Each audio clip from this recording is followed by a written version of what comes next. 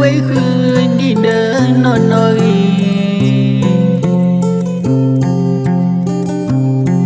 đua khơi lại có kỳ có đi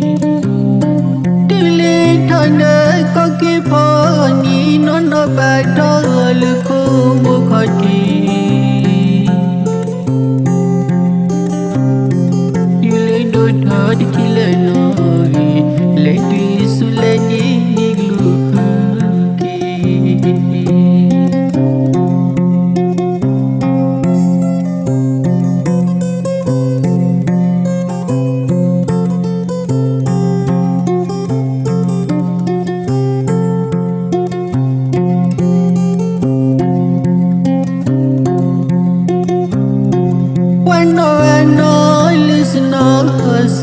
lúc quay khứ đi đỡ nó nói